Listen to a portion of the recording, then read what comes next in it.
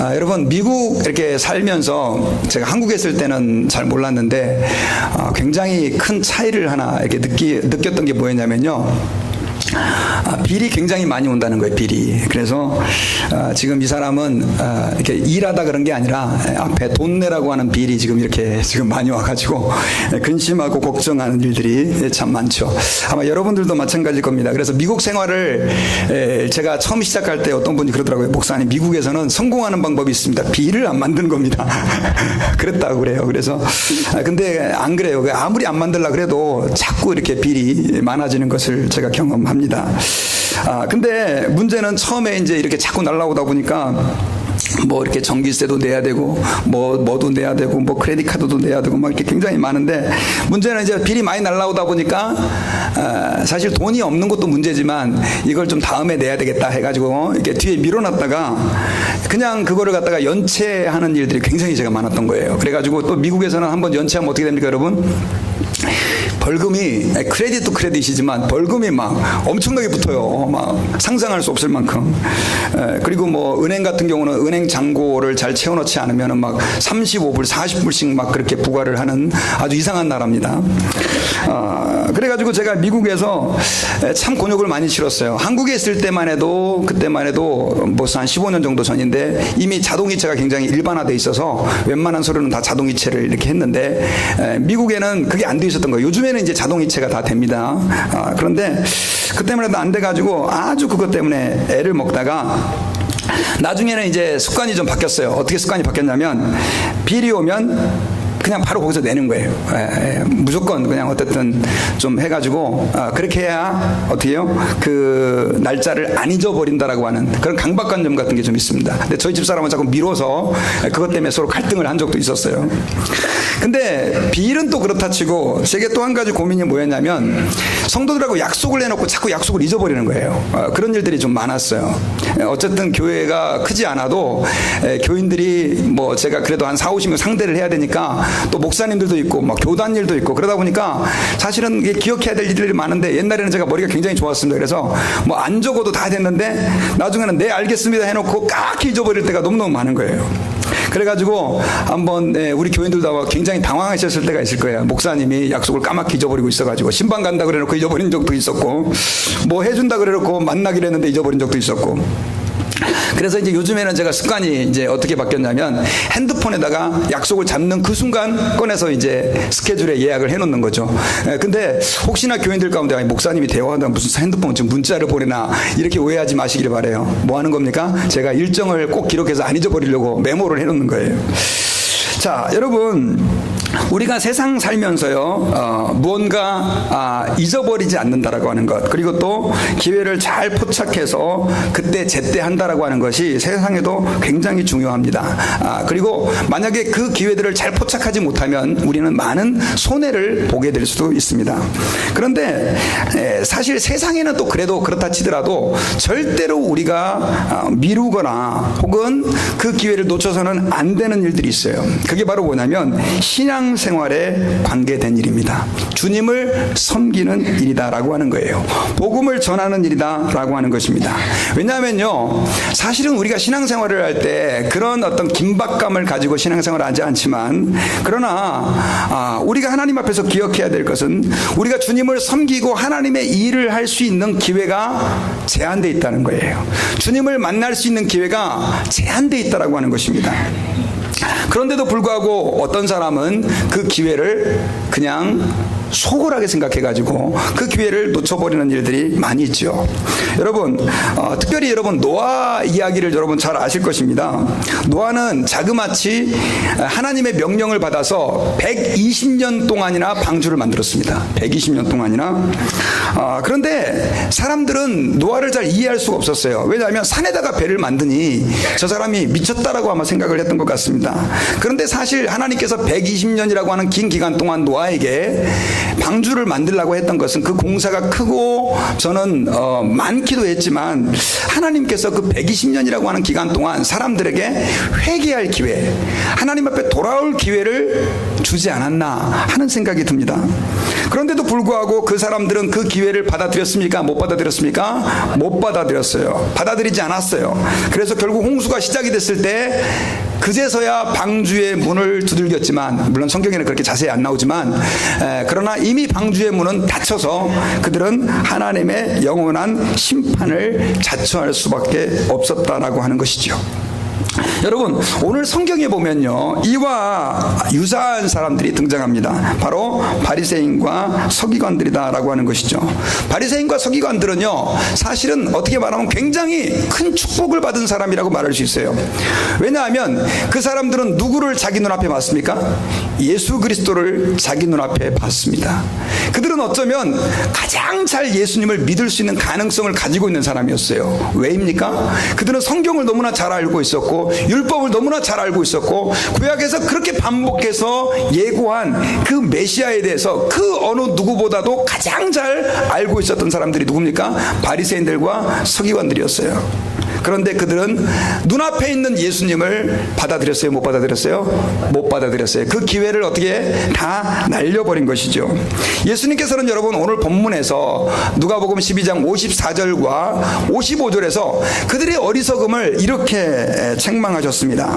우리 같이 한번 성경 구절을 읽어봅시다. 시작. 또 무리에게 이르시되 너희가 구름이 서쪽에서 이는 것을 보면 곧 말하기를 소나기가 오리라 하나니 과연 그러하고 남풍이 부는 것을 보면 말하기를 힘이 더우리라 하나니 과연 그러하리라. 여러분, 이 말씀에서 예수님께서는 지금 그들의 그 기회를 잘 포착하지 못하고 시대를 잘 분별하지 못하는 어리석음을 주님께서 실제적인 예를 들어서 설명해 주고 있는데요. 그게 바로 뭐냐면 바로 구름과 남풍입니다. 여러분, 당시 예수님이 있었던 그 이스라엘은요, 왼쪽 서쪽에는 뭐가 있었냐면 지중해가 있었어요. 지중해가 있었는데 그 지중해에서 구름이 막 이렇게 올라오면 그 사람들은 뭐가요? 소나기가 올 것이라고 하는 것을 예측을 했어요. 바다에서 구름이 올라온다라고 하는 것은 곧 소나기가 오겠다. 지금도 그렇지 않습니까, 여러분? 특별히 우리 한국 분들도 이거 무릎이 오네, 얘야 빨래 걷어라, 그렇게 하면서 사실은 어느 정도 우리가 시대의 징조를 구분하는, 팔레스타인 사람들은 어떤 서쪽에서 구름이 올라오면 소나기가 오겠다, 이런 어떤 것들을 예측을 했다고 합니다. 그리고 또 반대로 남쪽에서 바람이 불어오면요, 남쪽에는 그때 뭐가 있었냐면 아라비아 사막이 있었어요. 사막에서 바람이 오면 이제는 날씨가 어떻게 더워지겠구나라고 하는 것을 예측할 수가 있었다고 해요. 왜냐하면 그 뜨거운 바람이 이제 곧 무더운 더위로 바뀔 것을 알았기 때문이에요. 예수님께서는 그 얘기를 하시면서 그들에게 이렇게 책망하십니다. 우리 같이 한번 읽읍시다. 시작. 외식하는 자여, 너희가 천지의 기상은 분간할 줄 알면서 어찌 이 시대는 분간하지 못하느냐. 또 어찌하여 옳은 것을 스스로 판단하지 아니하느냐. 지금 예수님 시대에 있었던 바리새인들과 서기관들의 문제점은 뭐냐면, 그렇게 세상은 뭔가 잘 분간하면서 그렇게 구름이 뜨면 비가 올 것이다, 남풍이 불면 더위가 올 것이다, 이런 것들을 잘 알면서도 뭘 분간하지 못해요? 옳은 것을 분간하지 못하는 거예요. 이 시대를 분간하지 못하는 거예요. 특별히 여러분, 여기서 제가 빨간색으로요, 이 시대를 분간하지 못하느냐, 이 말은요 무슨 뜻이냐면 그냥 원래 이 시대라고 번역이 됐지만 제가 볼 때 조금 글쎄요 적합한 번역인 건 아닌 것 같아요. 짧은 시간을 말하는 거예요. 그래서 그리스 말로는 카이로스라고 하는데, 저는 이렇게 이 시대를 해석을 했어요. 무언가를 결정할 수 있는 기회가 주어진 짧은 시간. 그러니까는 가장 적합한 말은 뭐예요? 기회라라고 저는 말할 수 있는 것이죠. 그러니까 이렇게 우리가 해석을 할 수 있죠. 예수님께서 너희가 어떻게 기상은 잘 분별하면서 너희에게 주어진 그 기회는 잘 파악을 못하고 포착을 못하느냐. 지금 예수님께서 이렇게 말씀하고 있는 것이다 라고 하는 것입니다. 그러면서요, 우리 예수님께서는 말씀하실 때마다 꼭 기억을 잘 하도록 우리에게 예화를 하나씩 말씀해 주고 계세요. 그 예화가 이제 누가복음 58장에 나오는 그 고발하는 그 고발 사건에 관계된 이야기입니다. 여기 보니까 내가 너를 고발하는 자와 함께 법관에게 갈 때 길에서 화해하기를 힘쓰라. 그가 너를 재판장에게 끌어가고 재판장이 너를 옥졸에게 넘겨주어 옥졸이 옥에 가둘까 염려하라. 내게 이르노니 한 푼이라도 남김없이 갚지 아니하고서는 결코 거기서 나오지 못하리라 하시니라. 여러분, 이 말씀은요, 어떤 분들은 이건 화해에 대한 얘기다라고 해석하는 분도 있지만, 사실 오늘 본문의 문맥에서는요, 물론 화해에 대한 얘기가 있지만 예수님께서 말씀하고자 했던 것은요, 바로 이런 것입니다. 어떤 사람이 말 그대로 돈을 이렇게 갚아야 될 돈을 못 갚게 된 사건이 생긴 거예요. 근데 그 사람이 자꾸 돈을 갚으라고 그러니까 아유 다음에 하면서 그걸 자꾸 미루게 된 거예요. 그러다 보니까 돈을 받아야 될 그 채권자가 열받았어요. 화가 났어요. 그래서 어떻게 해요? 그 사람을 고소를 해본 거예요. 수를 하고, 그 다음에 이제 결국 어디로 갑니까? 재판장으로, 지금 이제 그 판사한테 지금 가게 되는 것이죠. 예수님께서 지금 이 말씀을 하시면서 의도하셨던 것이 뭐였냐면, 자, 그러면 이제 이 사람이 판사에게 가면 결국은 어떻게 해요? 돈을 다 갚을 때까지는 감옥에 갇혀가지고 나오지 못하게 된다는 거예요. 감옥에 갇히게 된다는 거예요. 그러니까 지금 네가 감옥에 안 갇히고 그 사람과 화평할 수 있는 기회는 어디다? 길에서다. 길에서라도 지금 너에게 주어진 기회는 이제 뭐다? 길에서라도 그 사람과 어떻게 해야 된다? 화해를 해야 결국은 어떻게 해요? 네가 옥에 안 갇히고 네 문제가 해결될 것이다 라고 예수님께서 말씀해 주고 있는 것입니다. 여러분, 이것은 지금 무엇을 이야기할까요? 사실 오늘날도 여러분 마찬가지죠. 저도 이렇게 이 근처에 주변에서도 고소건이 굉장히 이렇게 많이 일어나는데, 판사들의 입장에서는요, 둘이 웬만하면 화해하기를 원한대요. 그래서 조정을 시켜주고 둘이 이렇게 잘 합의할 수 있도록 그렇게 하게 해준다는 거예요. 왜냐하면 결국 법정까지 가서 재판을 하게 되면 둘 다 손해를 보기 때문에 그렇습니다.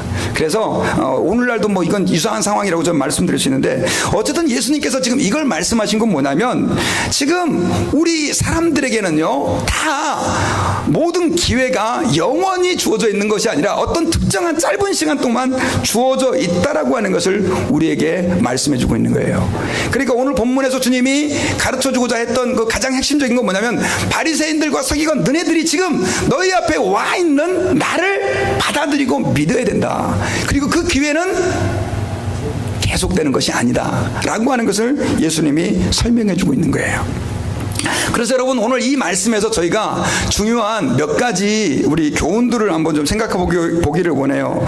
그 첫째는요, 여러분, 믿을 수 있는 기회가 제한되어 있다는 사실을 우리가 오늘 말씀을 통해서 깨달을 수 있습니다. 여러분, 사실 우리가 전도를 하다 보면요, 저는 그런 분들 많이 뵙습니다. 저도 지금도 안 믿는 사람을 전도하려고 그러는데요, 10몇 년 동안 제가 지금 전도하고 기도하고 또 밥도 사주고 같이 먹고 그러는데도 굳세어라 금수나 절대 예수 안 믿는 분들이 계십니다. 참 힘들어요. 포기하고 싶은 분들도 계십니다. 근데 또 어떤 분들은 왜 안 믿습니까? 그러면 아유, 제가 죽기 전에 믿을게요. 죽기 전에. 이런 분들이 계세요. 근데 언제 죽을 줄 알면 참 좋겠는데, 문제는 우리가 언제 죽을지 모르죠. 그리고 그걸 떠나서 여러분, 죽기 전에가 되었다 할지라도요, 그 사람이 그때 예수를 믿을 수 있다라고 하는 보장이라고 하는 것은 주어진 것이 아니라는 사실을 여러분들이 기억해야 됩니다. 여러분, 특별히 이 가운데 뭐 다 예수 이제 믿으시지만 행여나 여러분 아직도 예수님을 믿으시지 않으신 분들이 계시다면, 정말 하나님 앞에서 내가 예수 그리스도를 구주로 영접할 수 있는 기회는 그렇게 오래 많이 자주 주어지지 않는다는 사실을 여러분 기억해야 됩니다. 특별히 여러분, 예수님께서는요, 마태복음 8장 22절에서 이런 말씀하셨어요. 예수께서 이르시되 죽은 자들이 그들의 죽은 자를 장사하게 하고 너는 나를 따르라. 여러분, 어떤 청년이 이제 예수님께서 메시아라고 하는 사실을 듣게 되고, 그 다음 내가 예수 그리스도를 따르고 그분을 믿어야 되겠다, 이런 생각을 하게 된 것 같습니다. 그리고 이제 예수님을 따라가려고 그랬는데 문제가 생긴 거예요. 어떤 문제가 생겼어요? 자기 아버지가 돌아가신 거예요. 그래가지고 예수님에게, 예수님, 제가 아버지 장례를 지내고 예수님을 따르겠습니다. 그렇게 예수님에게 얘기를 했어요. 그랬을 때 예수님께서 지금 아주 충격적인 말씀을 하셨는데, 한 번 더 읽어봅시다. 시작. 예수께서 이르시되 죽은 자들이 그들의 죽은 자를 장사하게 하고 너는 나를 따르라 하시니라. 예수님이 죽은 자들이 죽은 자를 장사하게 하고, 이건 여러분 참 해석학적으로 굉장히 좀 이렇게 많은 해석이 있는데, 이건 이런 얘기입니다. 여러분, 보통 팔레스타인에는요, 사람이 죽으면 하루 만에 바로 이렇게 무덤에 다 이렇게 넣습니다. 그리고 나서 그 사람을 7일 정도, 일주일 정도 보통 애도를 하거든요. 애도를 하게 되는데, 그 7일 동안 애도가 끝난 다음에도 한 달 동안은 이 사람들이 공식적인 모임이나, 그러니까 뭐 하나님께 예배하러 간다든가 회당에 간다든가 이거를 할 수가 없었어요. 그리고 1년 정도의 기간이 지나면 이제 그 죽은 그 뼈가, 시체가 다 이제 썩어서 뼈가 남게 되는데, 그 뼈를 담아 가지고 가족들이 있는 그 묘에 그 홀이 여러 개가 있는데 거기에다가 이렇게 담으면 사실은 장례가 끝나는 거였어요. 그러다 보니까 실제적으로 장례하는데 걸리는 시간이 얼마예요? 제대로 하려면 1년이 걸리는 거예요. 예수님께서는 지금 그들의 잘못된 장례 문화를 지적하시면서 죽은 자들을, 그러니까 죽은 자들이 그 다음에 죽은 자를 장사해라, 이 말은 이미 가족묘 안에 묻어있는 사람들이 그렇게 장례를 지내도록 해라, 이거는 비유적인 표현이죠. 그렇게 하면서 너는 어떻게 해라? 나를 따르라.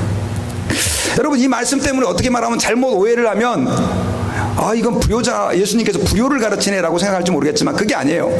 예수님께서 여기서 지금 말씀하고 있는 건 뭐냐면, 예수님을 믿고 따르는 것은 그만큼 뒤로 미룰 수 없는 아주 중요하고 급박한 일이다 라고 하는 것을 보여주는 것이다 라고 하는 것입니다. 여러분, 타락한 인간들은 영적인 것에 별로 관심이 없습니다. 죄송한데요, 하나님 아버지 앞에서 우리가 열심히 전도하기를 원하고 또 어떻게 열심히 예수 믿도록 우리가 노력을 하지만, 사실 세상 사람들이 하나님 앞에 돌아오지 못하는 중요한 이유는 뭐냐면, 그들의 관심은 영적인 것이 아니에요. 이 세상에 있기 때문에 결국은 하나님 아버지 앞에 나오지 못하게 되는 거예요. 여러분, 예수님께서는 지금 이러한 세대를 향해 말씀하고 있는 거예요. 믿을 기회가 당신에게 많이 주어져 있지 않습니다. 세상 일이 당신에게 중요한 게 아니라 지금 예수 그리스도를 믿고 따르는 것이 중요하다라고 하는 것을 예수님께서 말씀해 주고 있는 거예요. 아까 제가 잠깐 보였는데요, 여러분, 십자가상의 이 강도는요, 그동안 뭐 예수님을 만날 수 있는 기회가 있었겠어요? 계속 나쁜 짓만 하고 그 다음에 감옥에 갇혀 있다가 결국은 십자가에서 죽게 됐는데, 그 십자가에서 공교롭게도 누구와 함께 매달리게 됐습니까? 예수님과 함께 십자가에 매달리게 된 거예요. 다른 한편에 있는 강도는 예수님을 조롱했어요. 그런데 이 한편에 있는 강도, 오른쪽인지 왼쪽인지 잘 모르겠어요, 한편에 있는 강도는 그러지 마라, 저분은 죄가 없는 분이다 하면서, 예수님, 당신의 나라가 임하실 때 저를 기억해 주십시오 하면서 그 자리에서 누구를 믿었습니까? 예수님을 믿은 거예요. 할렐루야. 그러니까 예수님 뭐라 그랬어요? 네가 너와 함께 낙원에 있을 것이다, 이런 말씀을 해주신 거예요. 이 사람은 정말 인생을 허비하고 어떻게 잘못 살았던 그런 인생이지만, 그 순간에 예수 그리스도를 믿고 영접함으로 어떻게 됐습니까? 하나님의 자녀가 되는, 제가 볼 때 이 세상에서 제일, 지금까지 인류 역사상 가장 재수가 좋은 사람이에요. 재수가 좋다는 표현 목사가 쓰면 안 되지만, 그래야 안 그래요, 여러분들? 하나님 아버지 앞에서, 그래서 여러분, 저와 여러분들이 기억해야 돼요. 예수 믿는 거는 뒤로 미루면 안 돼요. 근데 우리 다 예수 믿으셨잖아요. 그럼 저는 이 말씀을 또 이렇게 한번 적용을 해봤어요. 이 말씀은 저와 여러분들에게 이렇게도 적용할 수 있다고 생각해요. 하나님을 알고 주님의 은혜를 체험하는 일을 뒤로 미루지 말자. 여러분, 많은 사람들이 신앙생활을 시작을 하지만 사실은 교회에, 영어로 register이죠, 그냥 등록만 내놓고 그냥 신앙생활을 엉망으로 하면서 10년 20년 교회에 다녀도 전혀 신앙이 자라지 않고 하나님 안에 있는 은혜와 복을 경험하지 못하는 사람들이 많아요. 여러분, 왜 그런가 봤더니 많은 사람들이 하나님을 알 기회가 분명히 자기에게 주어져 있는데도 불구하고 미루는 거예요. 내가 지금 목사님 일이 바빠서요. 내가 지금 할 일이 많아서요. 내가 지금 뭘 해야 되고 뭐 해야 되고. 여러분, 하나님 앞에서 은혜 받는 일을 뒤로 미루지 마시기를 바랍니다. 오늘 당장 지금 하나님 앞에서 여러분들이 은혜 받을 만한 때에 주 앞에 나아가실 수 있기를 주의 이름으로 부탁드립니다. 여러분, 우리 잘 아는 예화가 있어요. 그 원수 마귀 사탄들이요, 성도들을 어떻게 하면 좀 몰락시킬까? 왜냐하면 자꾸 핍박을 하고 뭐 온갖 수를 다 해도 자꾸 교회가 세워지고 예수 믿는 사람들이 늘어나니까 마귀들이 전략회의가 열렸다고 합니다. 그래서 그때 그 졸개가요, 그 전략회의 때 이제 그래도 밑에 하도급에 있는, 근데 이 친구가 굉장히 이 친구라고 표현 주셔서 이 마귀가 굉장히 똑똑해요, 귀신이. 그래가지고 의견을 제안했습니다. 이게 자꾸 예수 믿는 사람들이 일어나는데 이 사람들을 전부 다가 이렇게 고문을 주면 아주 그 히틀러 같은 그런 지도자를 세워가지고 아주 그냥 고문을 막 하면 그러면은 예수 믿는 사람들이 줄어들지 않을까요? 이렇게 얘기를 했대요. 그랬을 때 그 최고 대장 마귀가 야야야, 너 역사도 공부 안 해봤냐? 옛날에 그 네로 황제부터 시작해가지고 300년 동안 이렇게 고문하고 했는데 기독교가 더 퍼져나가지 않았냐? 그러니까는 그건 안 돼. 그랬더니 또 다른 마귀가, 좀 더 똑똑한 마귀가 뭐라 그랬냐면, 그러면은요 전부 다 감옥에다가 집어넣으면 어떨까요? 그랬더니 야, 감옥에다 집어넣으면 더 큰일이야. 아니 왜요? 거기서 얘들이 하는 게 기도하고 성경 읽는 일인데 가서 기도하고 성경 읽다 보면 뭐냐, 더 많은 사람들이 예수 믿게도 그거 안 돼. 그랬을 때 그 마귀 가운데 제일 똑똑한 마귀가 하나 제안을 했대요. 그러면요, 우리 이렇게 합시다. 기도도 하게 하고 전도도 하게 하고 신앙생활도 열심히 하게 하고, 그런데 그 귀에다가 다음에 하도록 그렇게 설득하십시다. 그래가지고 대장 마귀가 너무 마음에 들어가, 야 그걸로 하자 그랬다는 거예요. 뭐 여러분이 교회 좀 다닌 분들은 다 들은 얘기예요. 근데 여러분, 솔직히 얼마나 많이 우리가 하나님 아버지 앞에서 예수 믿을 기회를 다음으로, 하나님 앞에 은혜 받을 기회를 다음으로 미루어 우리가 늘 우리의 신앙이 정체되어 있고 하나님과의 관계가 멀어져 있는 상태에서 신앙생활하는 일들이 많냐는 거예요. 여러분, 요한복음 12장 36절에서는 우리에게 말씀하셨어요. 너에게 아직 빛이 있을 동안에 빛을 믿으라. 그리하면 빛의 아들이 되리라. 예수께서 이 말씀을 하시고 저희를 떠나가서 숨으시니라. 빛이 있는 동안에 빛을 믿어야 돼요. 우리가 하나님 아버지 앞에서요, 은혜 받을 기회가 주어져 있을 때 하나님 앞에 나와서 은혜를 사모하실 수 있기를 주의 이름으로 축원합니다. 그 다음 두 번째로 여러분, 저희가 기억해야 될 것은 뭐냐면요, 복음을 전할 기회가 제한되어 있다는 거예요. 여러분, 하나님 아버지 앞에서 우리 예수 믿는 사람의 가장 중요한 사명은 뭡니까 여러분? 복음을 전하는 것입니다. 예수님께서 승천하면서 우리에게 부탁하셨어요. 명령하셨어요. 너희는 가서 모든 족속으로 제자를 삼아서 아버지와 아들과 성령의 이름으로 세례를 주고 내가 너희에게 분부한 모든 것을 가르쳐 지키게 하라. 여러분, 설교 시간에는 전도하지 마시고 예. 자, 저희가 복음을 전할 기회가 제한되어 있다는 거예요. 그러다 보니까 어떻게 해야 됩니까? 저희들은 하나님 아버지 앞에서 주님, 제가 할 수만 있는 대로 최선을 다해서 내 생을 들여 복음을 전할 수 있게 해달라고 저희들은 기도해야 될 줄 믿습니다. 여러분, 주님이 재림하면요, 구원의 기회가 있어요, 없어요? 전도의 기회가 있어요, 없어요? 예, 어떤 그 신학자들은 주님이 재림해도 공중 재림하고 휴거가 일어난 다음에는 전도의 기회가 있다고 생각하는데 저희 신학에서는 그렇게 생각하지 않습니다. 주님이 재림하면요, 끝납니다. 전도의 기회가 없어요. 이 말은 또 이렇게도 받아들일 수 있죠. 여러분, 우리가 하나님 아버지 앞에서 만약 주님이 재림이 좀 더 늦어진다 할지라도 죽으면 우리는 그 다음부터는 전도의 기회도 없고 또 예수 믿을 수 있는 기회도 그 사람에겐 불가능한 거예요. 여러분, 제가 늘 이런 말씀을 드립니다. 우리 예수 믿는 사람들이 천국 가는 게 너무 좋은 건데 왜 하나님이 우리를 천국으로 바로 안 데려가시고 이 땅에 남겨놓으셨을까요? 복음을 전하도록. 천국 가서 못하는 게 있거든요. 그것은 복음을 전하는 거예요. 그래서 여러분, 저희들은 하나님 앞에서 복음을 전해야 된다라고 하는 이 강박관념을 가지고 있어야 돼요. 그리고 이 복음 전할 기회가 내게 많이 주어져 있지 않다는 생각들을 해야 돼요. 여러분, 제가 이 말씀을 준비하면서 솔직히 좀 회개했어요. 교인들이 문제가 아니라 내가 문제구나. 왜 회개했냐면요, 제가 여러분 예수님을 믿고 나서요 거의 전도에 미친 사람이 됐었어요, 고등학교 때. 그래가지고 제가 미국 와서도 몇 년 동안은요, 한국에서는 물론이고 비행기를 타잖아요. 그러면 그 옆자리에 앉은 사람에게 복음을 전하지 않으면 그냥 미칠 것 같은 거예요.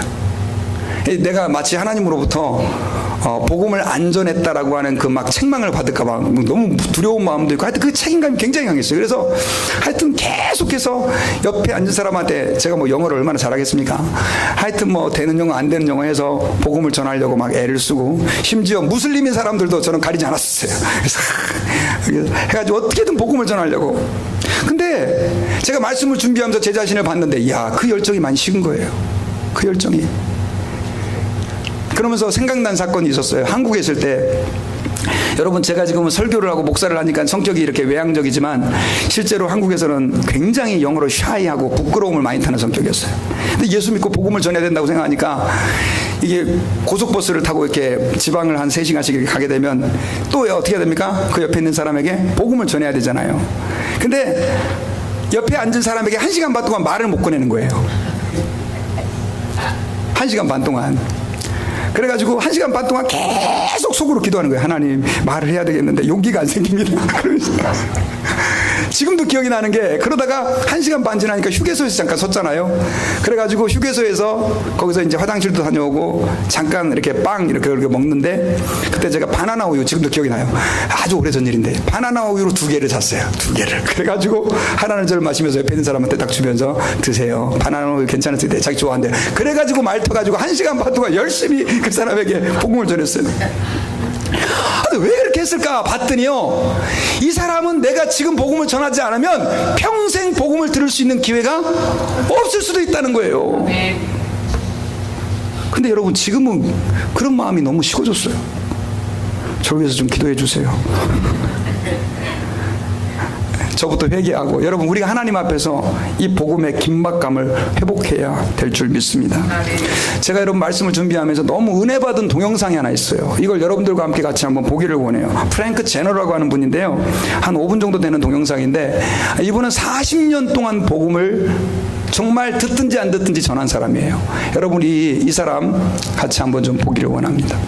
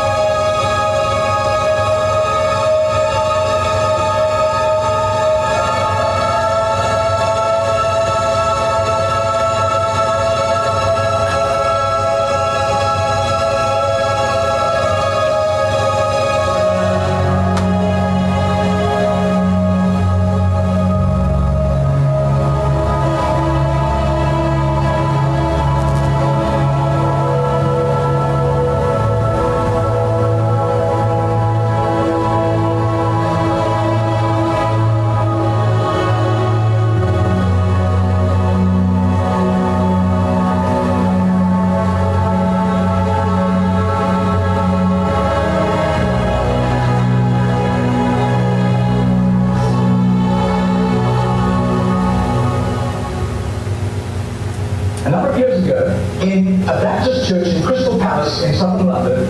The Sunday morning service was closing and a stranger stood up at the back, raised his hand and said, "Excuse me, Pastor, can I share a little testimony?" The pastor looked at his watch, he said, "You've got 3 minutes." And this man proceeded.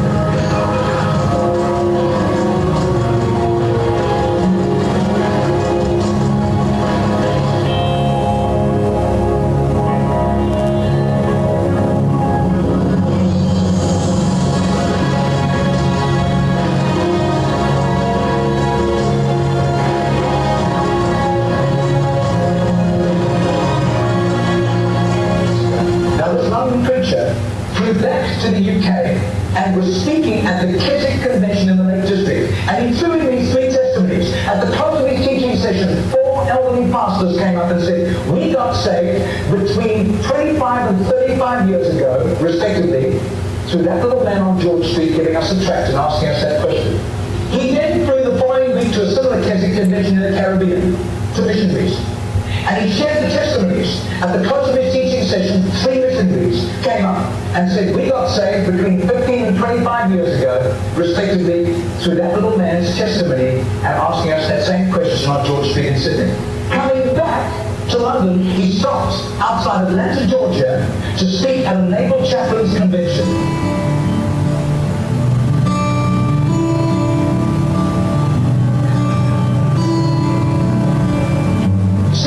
Later, flew to do a convention for 5,000 Indian missionaries in a remote corner of northeastern India. And at the end, the Indian missionary in charge, a humble little man, took him home to his humble little home for a simple meal. And he said, how have you, as a Hindu, come to Christ? He said, one diplomatic service took me to Sydney. And I was doing some last-minute shopping, laden with parcels of toys and clothing for my children, walking down George Street. And this courteous little white-haired man stepped down in front of me, offered me a pamphlet, and said, excuse me, sir, are you saved? If you die tonight, you can hear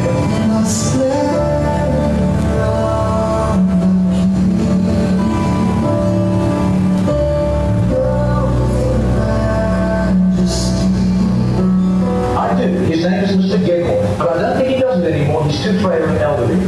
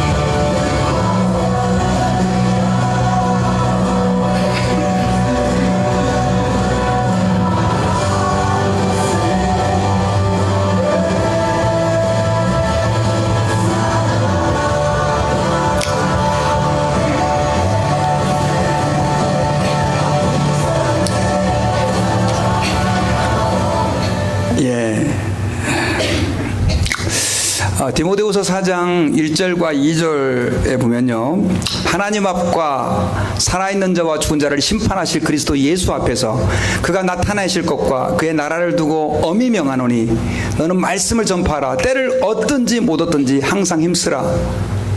범사의 오래 참음과 가르침으로 경책하며 경계하며 권하라. 주님의 말씀이신 것을 믿으시면 아멘 하십시다.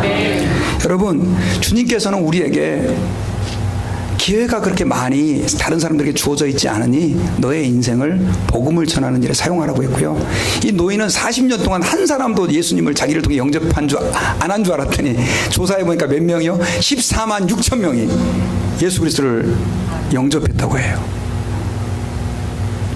여러분, 하나님 아버지 앞에서요, 이제 저는 이렇게 믿습니다. 아까 우리 딸아이하고 교회에 오다가 야, 이 세상에 올 때는 내가 먼저 왔지만 갈 때는 네가 먼저 갈지 내가 먼저 갈지 몰라, 이런 얘기를 했어요. 여러분, 주님이 언제 우리를 부를지 몰라요.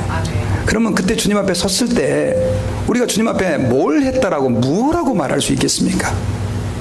저는 주님 열심히 복음을 전하다가 예수 안 믿는 사람들에게 주의 사랑을 전하다가 그렇게 제가 살다 주님 앞에 왔습니다. 이렇게 우리 모두가 말할 수 있어야 되지 않을까요? 여러분, 어떤 분들은 목사님 저는 이제 나이가 너무 늙었어요, 이런 분들이 계세요. 근데 여러분, 모세가 몇 세 때 부름받았죠? 80세 때, 물론 그때는 좀 오래 살았지만 이미 노년기였어요. 갈렙은 85세에 헤브론 땅을 공격해서 얻어냈어요. 여러분, 조지 뮬러, 우리가 잘 알고 있는 5만 번 기도 응답받았다고 하는 분 있잖아요. 고아원 설립한 분이, 그분이 70세에 선교사로 출발을 했어요. 몇 세예요? 70세. 혹시 70세 되신 분들 중에 선교사로 가시는 분들이 좀 있으시기를 바랍니다. 프랜머리라고 하는 사람은요, 60세 때 비로소 복음의 진리를 깨닫고 그때의 진리를 위해 순교를 했다고 해요. 여러분, 하나님을 섬기고 주의 일을 하는 데는요, 나이가 중요한 것이 아니에요. 가장 늦었다고 생각할 때가 가장 저는 빠른 줄 믿습니다. 여러분, 여러분들의 남은 인생 여러분 어떻게 사실 것인가요? 저는 여러분들에게 부탁드립니다. 주님은요, 예수님이 바로 그들 앞에 나타나 와 있음에도 불구하고 받아들이지 않고 있었던 바리새인들과 그 서기관들을 향해서 너희가 천지는 분간하면서 어떻게 그 기회는 분간하지 못하느냐, 어떻게 이 시대는 읽지 못하느냐라고 탄식하셨어요. 혹시 여러분, 주님이 우리에게 그런 말을 하시고 계시지는 않을까요? 너희들 지금 이렇게 복음 전하기 좋은 기회를 왜 그렇게 허비하고 있니? 왜 그렇게 하나님의 일을 할 수 있는, 은혜 받을 수 있는 기회를 자꾸 뒤로 미루고 있니? 라고 탄식하고 계시지는 않을까요? 여러분, 이 시간에 하나님 앞에서 우리의 그 인생의 방향을 다시 한번 돌아봅시다. 무엇을 위해 내가 살고 있는지. 저는 저와 여러분들 모두가 다 주의 복음을 위하여 살 수 있는 사람들이 될 수 있기를 주의 이름으로 축원합니다. 하나님 앞에서 그 복음만이 하나님 나라를 확장할 수 있는 유일한 수단이고, 또 복음만이 영혼을 살리는 유일한 길인 것을 저희들이 인정하고 하나님 앞에서 주님, 저 남은 생에 복음을 위해 살겠습니다. 내가 어떤 형태로든 간에 어디에 있든지 무엇을 하든지 복음을 위해서 나는 살겠습니다. 그렇게 기도하는 저와 여러분들이 되기를 주의 이름으로 축원합니다. 같이 기도하겠습니다. 하나님 감사합니다.